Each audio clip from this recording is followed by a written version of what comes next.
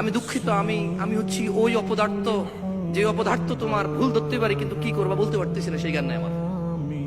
তবে মনে রাখবা, আমি অন্তত তোমাকে 50 ভাগ বলে দিয়েছি। কৃতজ্ঞ হও আমার প্রতি এবং আমার রবের প্রতি। অকৃতজ্ঞ থাকলেও যায় আসে না, ক্ষমা করে দিলাম তোমাকে। কেউ তোমাকে বলছে না তুমি ভুল করছো, আমি তোমাকে বলছি তুমি ভুল পথে আছো। হ্যাঁ, তাহলে সঠিক পথ কোনটা আমি জানি না, বাট কৃতজ্ঞ হও, অন্তত বলেছি যে তোমার 50 ভাগ বলেছি ভালো আমি। কেউ তোমাকে 1 ভাগও বলছে না ভালো।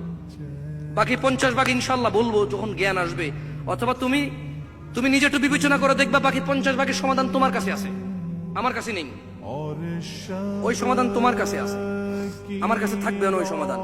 কারণ মাশাআল্লাহ তুমি মুজাহিদ, তুমি চেষ্টা করছো অন্যায়ের বিরুদ্ধে, আমি চেষ্টা করতেছি না, আমি লজ্জিত তোমার কাছে এই জন্যে। তবে দেখছো, তুমি চেষ্টা করতেছো রাষ্ট্রীয় অন্যায়ের বিরুদ্ধে, আর তোমার করা অন্যায়ের বিরুদ্ধে আমি চেষ্টা করতেছি। তুমি যদি চিন্তা করে দেখো, আমি হয়তো ব্যাপকভাবে চেষ্টা করতেছি না, বাট ন্যায়পরায়ণ সাহসী অন্যায়ের বিরুদ্ধে যেই ছেলে তার জীবন উৎসর্গ করতে রাজি, ওই ছেলের ভুলগুলো আমি ধরতেছি, যাতে সে আরো নিজেকে উন্নত করে, যাতে সে আরো পারফেকশনে যায়। এভাবে একটু ভেবে দেখো না, আশা করি তুমি তোমার সমাধান পাবা।